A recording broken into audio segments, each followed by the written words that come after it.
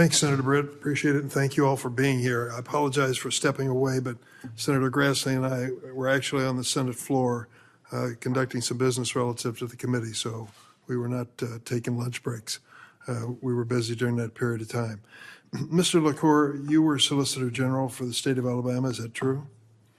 That's true, Senator. And there came a time when you were involved, I believe in 2023, in the drawing of maps for, were they legislative or congressional districts?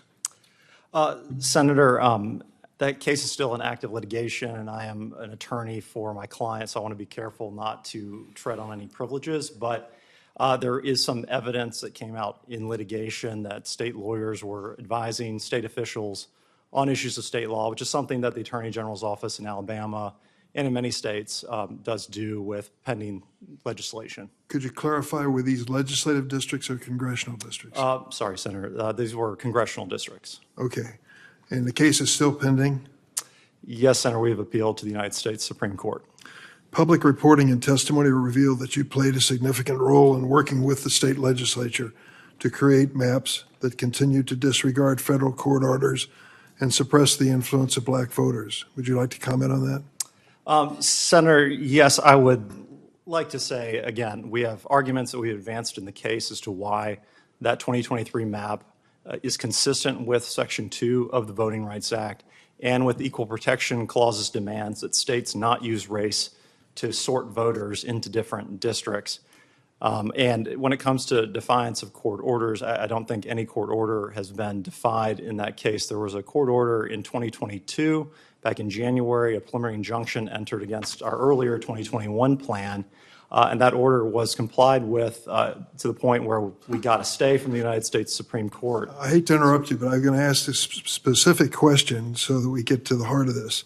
State lawmakers said you helped draw the new map as Solicitor General in a room across from state legislatures. You pushed for the inclusion of so-called legislative findings and helped write talking points for them. Are you aware of that assertion?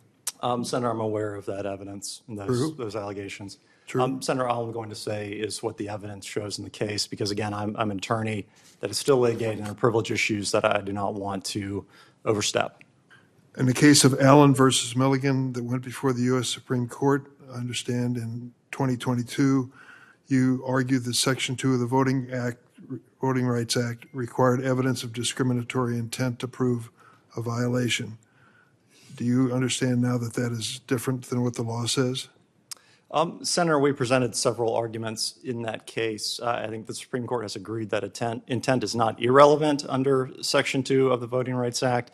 In that case, we presented an argument that was similar to one that Frank Easterbrook had adopted for the Seventh Circuit, that if you're trying to determine whether a map is dilutive, it's helpful to have a benchmark, dilutive compared to what? And we had argued that if a plan that is being attacked under Section 2 of the Voting Rights Act looks like a map you might expect from a race-neutral process, then it's not discriminating against anyone on account of race. Ultimately, the Supreme Court, by a 5-4 vote, did not adopt that particular argument, but the litigation continues. Judge Lewis, you've been on the bench since 2016. The Alabama judicial canons state that, quote, it is desirable that a judge or candidate for election to judicial office endeavor not to be involved in the internal workings of a political organization.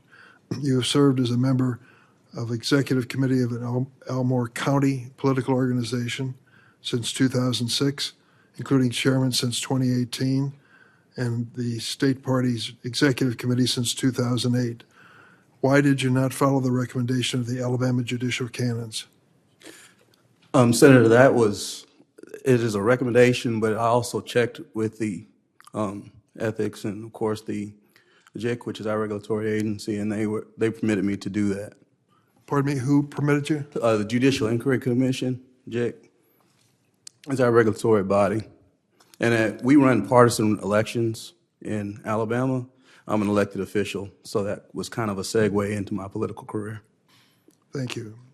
Senator Britt, I'd like to have an additional 60 seconds if you don't object. Absolutely. Justice Maxwell, in Nash versus State, you upheld a 12-year sentence for a defendant convicted of a misdemeanor, 12 years, convicted of a misdemeanor for possessing a cell phone while in jail. You wrote, and I quote in that decision, while obviously harsh, the sentence is not grossly disproportionate.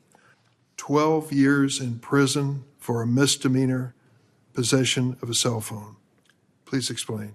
Senator, first, I would like to clarify that I was not the trial judge in that particular case, and this was not a misdemeanor charge. It was a felony offense that was charged by the district attorney, and our role as the Mississippi Supreme Court was to decide whether that was a lawful sentence within the parameters set by the legislature, and it fell within the parameters that were set by the Mississippi legislature, and it was a 9-0 decision by our Supreme Court on that question, whether it was a lawful sentence.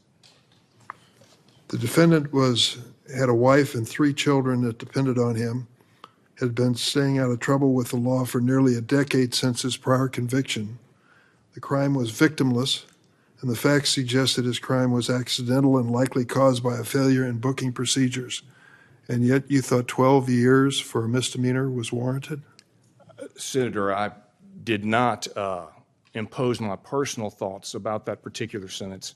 What I did was follow the letter of the law. But the range, what was the range of sentencing in that? The range was up to 15 years in From prison. what low number? 6 years, right?